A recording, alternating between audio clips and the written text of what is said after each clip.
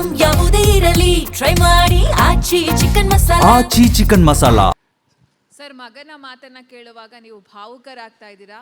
ಇಂಡಸ್ಟ್ರಿಗೆ ಕರ್ಕೊಂಬರುವಂಥ ಸಂದರ್ಭದಲ್ಲಿ ಅವರಿಗೆ ನೀವು ಕೊಟ್ಟಂತಹ ಸಲಹೆಗಳೇನು, ಸೂಚನೆಗಳೇನು ಅಂತ? ಯಾಕಂತ ಹೇಳಿದ್ರೆ ತುಂಬ ಒಂದು ಪೈಪೋಟಿ ಇದೆ ಇವಾಗ, ಬಹಳ ಕಷ್ಟ ಇದೆ. ಅವ್ರು ಹೇಳ್ತಾ ಇದ್ರು ಹಣ ಹಾಕೋಕೆ ಭಯ ಆಗ್ತಾ ಇದೆ, ಆ ಥರ ಸಿಚುವೇಶನ್ ಇದೆ ಅಂತ. ದೊಡ್ಡ ನಿರ್ಮಾಪಕರ ಬಾಯಲ್ಲೇ ಆ ಮಾತು. ಸೊ ನೀವು ಯಾವೆಲ್ಲ ಸಲಹೆಗಳನ್ನು ಕೊಟ್ಟಿದ್ದೀರಾ, ಸೂಚನೆಗಳನ್ನು ಕೊಟ್ಟಿದ್ದೀರಾ ನಿಮ್ಮ ಮಗನಿಗೆ ಅಂತ ಹೇಳಿ? ಅವನಿಗೆ ನಾನು ಹೇಳಿದ್ದೀನಿ, ಯಾವಾಗಲೂ ನಿರ್ಮಾಪಕ ನಿನ್ನ ನಂಬಿ ಹಣ ಹೂಡ್ತಾನೆ ಅಂತಂದರೆ ನಿನ್ನ ನಂಬಿ ಇನ್ವೆಸ್ಟ್ಮೆಂಟ್ ಮಾಡ್ತಾನೆ. ನಿರ್ಮಾಪಕನಿಗೆ ಯಾವತ್ತೂ ನೋಯಿಸ್ಬೇಡ, ವಿಧೇಯನಾಗಿರು.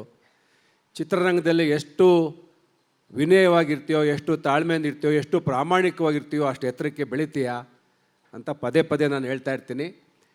ನನಗೆ ಗೊತ್ತಿದೆ ಇವತ್ತಿನ ಸಂದರ್ಭ ಚಿತ್ರರಂಗ ಭಾಳ ಶೋಚನೀಯ ಸ್ಥಿತಿಯಲ್ಲಿದೆ. ನಾವೆಲ್ಲ ವೆಂಕಟೇಶ್ ಅವರು, ನಾವೆಲ್ಲ ಚಿತ್ರರಂಗ ಇವತ್ತು ಸ್ಥಿತಿಗತಿ ನಾವು ಅರ್ಥ ಮಾಡ್ಕೊಂಡಿದ್ದೀವಿ.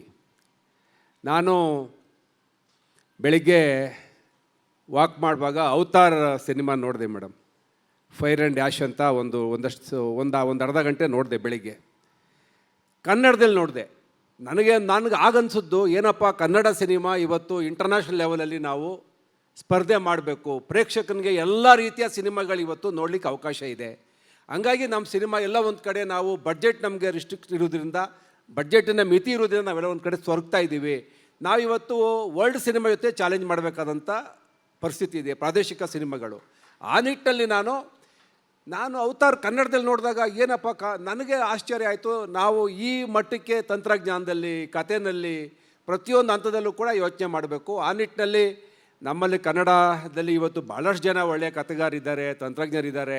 ನಾನೆಲ್ಲ ಇವ್ರನ್ನೇ ಇವತ್ತೆಲ್ಲ ನಾವೆಲ್ಲ ಕೂತ್ಕೊಂಡು ಚರ್ಚೆ ಮಾಡ್ತಾಯಿದ್ದೀವಿ. ನಾನು ಕತೆಗೆ ಭಾಳ ಮಹತ್ವ ಕೊಡ್ತೀನಿ. ಕಳೆದ ಒಂದು ವರ್ಷದಿಂದ ನಾವೆಲ್ಲ ಒಂದು 5-6 ಜನ ಸೀನಿಯರ್ಸ್ ನಾವೆಲ್ಲ ಕೂತ್ಕೊಂಡು ಚರ್ಚೆ ಮಾಡ್ತಾಯಿರ್ತೀವಿ. ಕತೆನ 1 ಸಾರಿ 2 ಸಾರಿ 3 ಸಾರಿ ಮಾಡಿ, ಇಲ್ಲ ಇದು ಬಂದಿದೆ, ಅದು ಬೇಡ, ಇದು ಬೇಡ ಅಂಥೇಳಿ.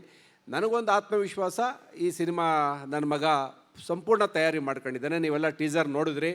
ನಾವು ಭಾಳ ತೋರ್ಸಕ್ಕೆ ಹೋಗಲಿಲ್ಲ. ಅವನು ಅದ್ಭುತವಾದಂಥ ನಟನೆ ಮಾಡ್ತಾನೆ. ನನ್ನ ಮಗ ಅಂತಲೇ ಹೇಳ್ತಾ ಇಲ್ಲ, ಅವನು ಪೂರ್ವ ತಯಾರಿ ಮಾಡಿಕೊಂಡೇ ಬಂದಿದ್ದಾನೆ. ನೋಡಬೇಕು ಮುಂದೆ ಚಿತ್ರರಂಗ ಅವನು ಯಾವ ಥರ ಸ್ವೀಕಾರ ಮಾಡ್ತದೋ ಏನೋ ನೋಡಬೇಕು. ನಾನು ಬೆಳಗ್ಗೆ ಯಾವುದೋ ಪತ್ರಿಕೆ ಒಂದು ಆರ್ಟಿಕಲ್ ನೋಡಿದೆ. ರಾಜಕಾರಣಿ ಮಕ್ಕಳುಗಳೆಲ್ಲ ಒಂದಷ್ಟು ಎಕ್ಸಾಂಪಲ್ ಹಾಕ್ಬಿಟ್ಟು ಬರೆದಿದ್ದಾರೆ. ನಾನು ಮೊದಲು ರಾಜಕಾರಣಿ ಅಲ್ಲ, ನಾನು ಮೊದಲು ಕನ್ನಡ ಚಿತ್ರರಂಗದಲ್ಲಿ 40 ವರ್ಷ ನನಗೆ ಎಕ್ಸ್ಪೀರಿಯನ್ಸ್ ಇದೆ. 1983ರಲ್ಲಿ ನಾನು ಆದರ್ಶ ಫಿಲ್ಮ್ ಇನ್ಸ್ಟಿಟ್ಯೂಟಿಂದ ಆಚೆ ಬಂದವನು. ಹಾಗಾಗಿ ನಾನು ಮೊದಲು ಚಿತ್ರರಂಗದವನಾಗಿ ಚಿತ್ರರಂಗದಕ್ಕೆ ನನ್ನ ಮಗನ್ನ, ನನ್ನ ಕನಸುಗಳೇನೇನು ಈಡೇರ್ಸೋಕ್ಕಾಗಲಿಲ್ಲ ಅವನ ಮುಖಾಂತರ ಈಡೇರಿಸ್ಕೋಬೇಕು ಅಂತೇಳಿ ಅವನ ಚಿತ್ರರಂಗಕ್ಕೆ ತರ್ತಾ ಇದ್ದೀನಿ. ಹಾಗಾಗಿ ನನಗೆ ಆತ್ಮವಿಶ್ವಾಸ ಇದೆ, ಒಂದಷ್ಟು ಒಳ್ಳೆ ಚಿತ್ರಗಳನ್ನು ನಮ್ಮ ಸಂಸ್ಥೆ ಮುಖಾಂತರ ಚಿತ್ರರಂಗಕ್ಕೆ ಕೊಡ್ತೀವಿ. ಹಾಗಾಗಿ ನನಗೆ ರಾಜಕಾರಣಿಗಳ ಜೊತೆ ಅವರನ್ನು ಯಾರನ್ನೋ ಕಂಪೇರ್ ಮಾಡಿ ಬರೀದಲ್ಲ ಅರ್ಥ ಇಲ್ಲ. ಅವನಿಗೆ ಯೋಗ್ಯತೆ ಇದ್ದರೆ, ಯೋಗ ಇದ್ದರೆ, ಅವನಿಗೆ ಟ್ಯಾಲೆಂಟ್ ಇದ್ದರೆ, ಅವನಿಗೆ ಪ್ರತಿಭೆ ಇದ್ದರೆ ಅವನೊಬ್ಬ ನಟನಾಗಿ ನಿಂತ್ಕೋತಾನೆ ಅನ್ನೋ ಆತ್ಮವಿಶ್ವಾಸ ನನಗಿದೆ. ನಮಸ್ಕಾರ ಸರ್. ಕಲಾವಿದರಾಗಿ ರಾಜಕೀಯಕ್ಕೆ ಹೋದ್ರಿ. ಎಲ್ಲರೂ ಸಾಮಾನ್ಯವಾಗಿ ರಾಜಕೀಯಕ್ಕೆ ಹೋದಾಗ ಇಲ್ಲೇ ಸಟ್ಲಾಗ್ಬಿಡೋಣ ಅನಿಸುತ್ತೆ. ಮತ್ತೆ ರಿಟರ್ನ್ ನೀವು ಬಂದಿದ್ದೀರಾ. ಮಗನ ಜೊತೆ ನಿಮ್ಮಿಬ್ಬರು ಕಾಂಬಿನೇಷನಲ್ಲಿ ನೀವು ಹೇಗೆ ಅಪ್ಡೇಟ್ ಆಗಿದ್ದೀರಾ ಸರ್? ಮೇಡಮ್, ಈಗ ಏನಾಗ್ತಿದೆ, ನನಗೆ ರಾಜಕೀಯಕ್ಕೆ ಹೋದ್ರೂ ತುಡಿತ ಅಂತೂ ಇದ್ದೇ ಇತ್ತು. ನಾನು ಮೊದಲೇ ಹೇಳಿದಾಗೆ ನಾನು ಚಿತ್ರರಂಗದಲ್ಲಿ ಕಂಪ್ಲೀಟಾಗಿ ಸಕ್ಸಸ್ ಮಾಡೋಕ್ಕಾಗಿರಲಿಲ್ಲ. ಚಿತ್ರರಂಗ ಸಕ್ಸಸ್ ಸಿಗೋ ಟೈಮ್ಗೆ ರಾಜಕೀಯಕ್ಕೆ ಹೊರಟೋಗ್ಬಿಟ್ಟೆ ಆಕಸ್ಮಿಕವಾಗಿ. ಅಲ್ಲಿ ನಾನು MLA, ಅದೇ ಮೇಲೆ ಜವಾಬ್ದಾರಿ ಜಾಸ್ತಿ ಇತ್ತು. ಈಗೇನಾಗಿದೆ ಅಂದರೆ, ಈಗ ನಿಮ್ಗೆ ಗೊತ್ತು, ಶಿವಕುಮಾರ್ ನಮ್ಮದೇ ಜಿಲ್ಲೆಯವರು, ಅವರು ಮುಖ್ಯಮಂತ್ರಿ ಆಗಿದ್ದಾರೆ. ಕ್ಷೇತ್ರದಲ್ಲಿ ಬಹಳ ಒತ್ತಡ ಇಲ್ಲ. 2 ವರ್ಷ ನನಗೆ ಸ್ವಲ್ಪ ಫ್ರೀ ಇದ್ದೀನಿ ಅಂತ ಅನ್ನಿಸ್ತಾ ಇತ್ತು ನನಗೆ. ಈ ಟೈಮಲ್ಲಿ ಯಾಕೆ ನಾನು ಮತ್ತೆ ಚಿತ್ರರಂಗಕ್ಕೆ ಮನಸ್ಸು ಕೊಡೋಣ, ರಾಜಕೀಯದಲ್ಲಿ ಚಟುವಟಿಕೆಗಳು ನನಗೇನು ಭಾಳ ಇದೆ ಅಂತ ಅನ್ನಿಸ್ತಿಲ್ಲ ಈ ನಡುವೆ. ಹಾಗಾಗಿ ನಾನು ಸ್ವಲ್ಪ ಈ ಕಡೆ ಗಮನ ಕೊಡೋಣ, ಒಂದಷ್ಟು ಚಿತ್ರಗಳು ಮಾಡಬೇಕು ಅಂತ ಆ ಒಂದು ತುಮುಲ ಇತ್ತಲ್ಲ ಭಾಳ ವರ್ಷಗಳಿಂದ. ಹಾಗಾಗಿ ನಾನು ಮತ್ತೆ ಒಂದಷ್ಟು ಚಿತ್ರ ಮಾಡೋ ಕಡೆ ಗಮನ ಕೊಡ್ತಾ ಇದ್ದೀನಿ. ಯೋಗೇಶ್ವರ್ ಅವರೇ. ಸರ್, ಇಲ್ಲಿ ನೀವು ಅದ್ಭುತವಾಗಿ ಕಾಣಿಸ್ಕೋತಾ ಇದ್ದೀರಾ ಟೀಸರಲ್ಲಿ. ಸೈನಿಕ ಆದಮೇಲೆ ಮತ್ತೊಮ್ಮೆ ಪ್ರಯತ್ನ ನಿಮ್ಮದು, ಒಳ್ಳೆಯದಾಗಲಿ ಸರ್. ಬಟ್ ವೇದಿಕೆಯಲ್ಲಿ ಎಲ್ಲರೂ ತುಂಬ ಚೆನ್ನಾಗಿ ಕನ್ನಡ ಮಾತಾಡ್ತಿದ್ದೀರಾ. ಒಂದು ಅನ್ನಿಸ್ತಾ ಇದೆ, ನೀವೇ ಆಗಲೇ ಹೇಳಿದ್ರಿ ಕನ್ನಡ ಇಂಡಸ್ಟ್ರಿ ತುಂಬ ಕಷ್ಟದಲ್ಲಿದೆ ಅಂತ. ಕನ್ನಡ ಇಂಡಸ್ಟ್ರಿಯಲ್ಲಿರುವ ಕಲಾವಿದರು ತುಂಬ ಕಷ್ಟದಲ್ಲಿದ್ದಾರೆ. ಸೊ ನಮ್ಮ ಕನ್ನಡಿಯತ್ತಿಯರು ಅಂದರೆ ಹೀರೋಯಿನ್ಸ್ಗಳು ಕೂಡ ಕನ್ನಡ ಇಂಡಸ್ಟ್ರಿಯಲ್ಲಿರುವವರು ಬೇಕು ಅಂತ ಅವಕಾಶಗಳನ್ನು ಕೇಳ್ತಾ ಇದ್ದಾರೆ. ಈಗ ಒಂದು ಚಿತ್ರ, ನಾನು ಮೊದಲೇ ಹೇಳಿದೆ, ಇದು ಸ್ಪರ್ಧಾತ್ಮಕ ಜಗತ್ತು. ಚಿತ್ರ ಚೆನ್ನಾಗಿ ಮೂಡಿ ಬರಬೇಕು. ನನಗೆ ನನ್ನದೇ ಆದಂಥ ಫ್ಯಾಷನ್ ಇದೆ. ಸಿನಿಮಾ ಬರೀ ಕನ್ನಡದವರೇ ಎಲ್ಲ ಮ್ಯಾಕ್ಸಿಮಮ್ ನಾವು ಬಹಳಷ್ಟು ಜನ ಕನ್ನಡ ತಂತ್ರಜ್ಞರನ್ನೇ ಹಾಕ್ಕೊಂಡಿದ್ದೀವಿ. ಆದರೆ ಕತೆಗೆ ನಾನು ಯೋಚನೆ ಮಾಡಿದಾಗ ನನ್ನ ಮಗನಿಗೆ ಒಂದು ನಟಿಯರು ಯಾವ ಥರ ಇರಬೇಕು ಅಂತೇಳಿ ನನ್ನ ಒಂದು ಕನಸು. ಹಾಗಾಗಿ ಹಿಂದೆ ನಾನು ಭಾಳ ಸಂದರ್ಭದಲ್ಲಿ ಭಾಳಷ್ಟು ಐಶ್ವರ್ಯನ ಕರ್ಕೊಂಬಂದು ಕಾರ್ಯಕ್ರಮ ಮಾಡಿದ್ದೀನಿ. ನನಗೆ ಒಂದು ಫ್ಯಾಷನ್ ಅಷ್ಟೇ. ನನಗನ್ಸುತ್ತೆ ಈ ಚಿತ್ರಕ್ಕೆ ಇಲ್ಲಿ ಬಂದಿರತಕ್ಕಂಥ 3 ಜನ ನಟರನ್ನ ಭಾಳ ನಾವು ಹುಡುಕಾಟ ಮಾಡಿ ನಾವು ಸೆಲೆಕ್ಟ್ ಮಾಡಿದ್ದೀವಿ. ಚಿತ್ರರಂಗದಲ್ಲಿ ನಮ್ಮ ಕನ್ನಡ ತಂತ್ರಜ್ಞರು ನಟ ನಟಿಯರು ಬೇರೆ ಕಡೆ ಹೋಗಿ ಆ್ಯಕ್ಟ್ ಮಾಡ್ತಾರೆ, ಅವರು ಕೂಡ ಬಂದು ಆ್ಯಕ್ಟ್ ಮಾಡ್ತಾರೆ. ನಾನೇನು ಅದನ್ನು ಭಾಳ ರಿಸ್ಟ್ರಿಕ್ಟ್ ಮಾಡ್ಕೊಂಬಿಡಲಿಲ್ಲ. ನನಗೆ ನಮ್ಮ ಸೈನಿಕ ಸಿನಿಮಾ ಪ್ಯಾನ್ ಇಂಡಿಯಾ ಸಿನಿಮಾ, 5 ಲ್ಯಾಂಗ್ವೇಜಲ್ಲೂ ನಾವು ಸೈನಿಕ ಅಂತ ಅಂದಮೇಲೆ ಅದಕ್ಕೇನು ಗಡಿ ರೇಖೆ ರಾಜ್ಯ ಏನಿಲ್ಲ. ಹಾಗಾಗಿ ಅದನ್ನು 5 ಲ್ಯಾಂಗ್ವೇಜಲ್ಲೂ ಮಾಡ್ತಾಯಿದ್ದೀವಿ. ಕರ್ನಾಟಕ ಬಲಂ ಮಾತ್ರ ಕನ್ನಡದಲ್ಲಿ ಮಾಡ್ತಾಯಿದ್ದೀವಿ. ನಮ್ಮ ಕತೆಗೆ ಪೂರಕವಾಗಿ ನಾವು ಕಲಾವಿದರನ್ನು ಆಯ್ಕೆ ಮಾಡಿದ್ದೀವಿ.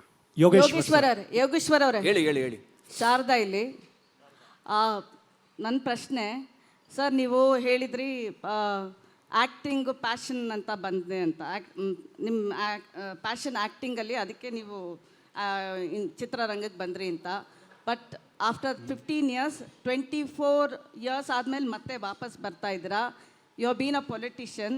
ನಂದು ಒಂದೇ ಪ್ರಶ್ನೆ, with experience can politician be better actors ಅಂತ? ಆಬ್ವಿಯಸ್ಲಿ ಅಲ್ಲ ಮೇಡಮ್, ಅದಕ್ಕೆ ನಿಜ ಅಲ್ವಾ? ನಿಮಗೆ ಗೊತ್ತಿದೆ, ನಿಮ್ಗೆ ಗೊತ್ತಿದ್ದೇ ಕೇಳ್ತಾ ಇದ್ದೀರಿ ಪ್ರಶ್ನೆನ ಇದ್ದಾನ.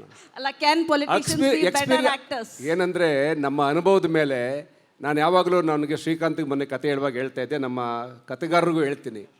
ನಾನು ಒಬ್ಬ ರಾಜಕಾರಣಿಯಾಗಿ ದಿನ ಬೆಳಗ್ಗೆಯಿಂದ ಸಂಜೆ ತನಕ ನನ್ನ ಭಾವನೆಗಳು, ನಾನು ಭೇಟಿ ಮಾಡ್ತಕ್ಕಂಥ ವ್ಯಕ್ತಿಗಳು, ಬೆಳಿಗ್ಗೆ ಮದುವೆಗೆ ಹೋಗ್ತೀವಿ, ಮಧ್ಯಾಹ್ನ ಯಾವುದೋ ಸಾವಿಗೆ ಹೋಗ್ತೀವಿ, ಸಂಜೆ ಇನ್ಯಾರೋ ಕಷ್ಟ ಕೇಳ್ತೀವಿ, ಬೆಳಗ್ಗೆ ಇನ್ನೇನೋ ಕೇಳ್ತೀವಿ.